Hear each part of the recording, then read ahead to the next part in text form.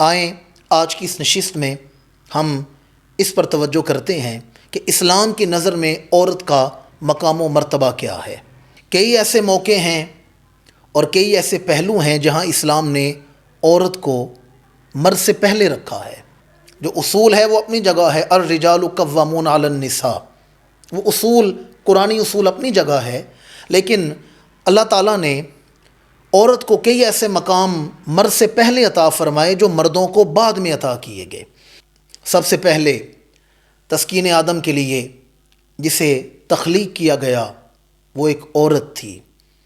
سب سے پہلے be be حوا کو جناب آدم علیہ السلام کی رفاقت اور ان کی تسکین کے لیے تخلیق کیا گیا۔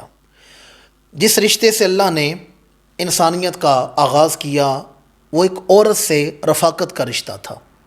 مجھے بتائیں جنت میں کون سی نعمت نہیں تھی؟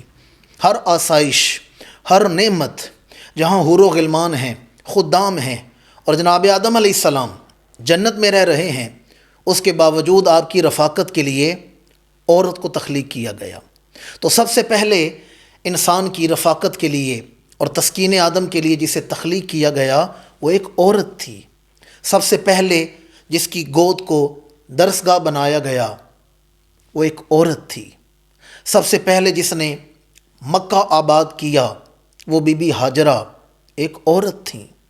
سب سے پہلے جنہوں نے کعبۃ اللہ آباد کیا، تعمیر ابراہیم علیہ السلام اور اسماعیل علیہ السلام نے فرمایا، لیکن اس کے بعد اسے آباد کیا ہے تو بی بی ہاجرہ نے کیا ہے۔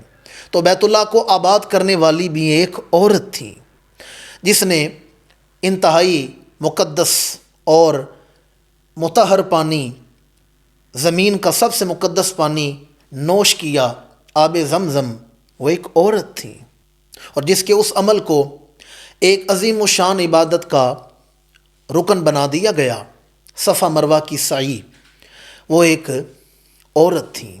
سب سے پہلے جس نے انسانیت کے سب سے بڑے ظالم و جابر فرعون کے سامنے کلمہ حق بلند کیا اور اپنے مومنہ ہونے کا دعویٰ کیا وہ بی بی آسیہ ایک عورت تھی۔ ایک جابر حکمران کے سامنے کلمہ حق بیان کرنے والی ایک عورت تھی، اور جس نے سارے قبیلے کی مخالفت کے باوجود بیت المقدس میں سکونت اختیار کی، اپنے آپ کو اللہ کے لیے وقف کر دیا، وہ ایک عورت تھی، اور جس کے نام پر پوری سورت نازل ہوئی وہ بی بی مریم ایک عورت تھی۔ ہمارے آقا کریم نے اعلان نبوت فرمایا تو امام الانبیاء کا کلمہ پڑھنے والی سب سے پہلے سیدہ خدیجہ الکبریٰ ایک عورت تھی۔ دونوں ہاتھوں سے اپنا مال اسلام پر لٹانے والی وہ ملیکۃ العرب، وہ سیدۃ التجار، وہ رازدار نبوت، وہ عزت نواز ایک عورت تھی۔ سب سے پہلے جس کا خون اسلام کے لیے بہا وہ بی بی سمیہ ایک عورت تھی، اور جس کے لیے جس کی عصمت و عفت پر، جس کی تکریم پر، جس کی طہارت اور پاک دامنی پر قرآن مجید میں آیات اتاری گئیں وہ سیدہ عائشہ صدیقہ ام المومنین رضی اللہ تعالی عنہا ایک عورت تھی۔ وہ جو اللہ کے رسول سے آ کے کلام کریں اور ان کی سرگوشی کو اللہ عرشوں پہ سن لے اور آیات نازل فرمائے، قد سمع اللہ قول اللاتی تجادلک، وہ خاتون ایک عورت تھی۔ وہ جس کے سامنے 22 لاکھ مربع میل کا حکمران، امیر المومنین، متمم الاربعین، امام العادلین، فاروق اعظم رضی اللہ تعالیٰ عنہ رعب و دبدبے والی گفتگو سن کے بھی خاموشی سے سنتے رہیں، وہ بی بی خولہ ایک عورت تھی۔ اور وہ جو عورت ہو کر باپ کی منزل پر ہوئی، جس نے اپنے باپ کا نسل آگے بڑھایا، وہ سیدہ نساء العالمین، وہ اقلیم حیا کی شہزادی، وہ ملکہ ممکنات بی بی سیدہ خاتون جنت ایک عورت تھی۔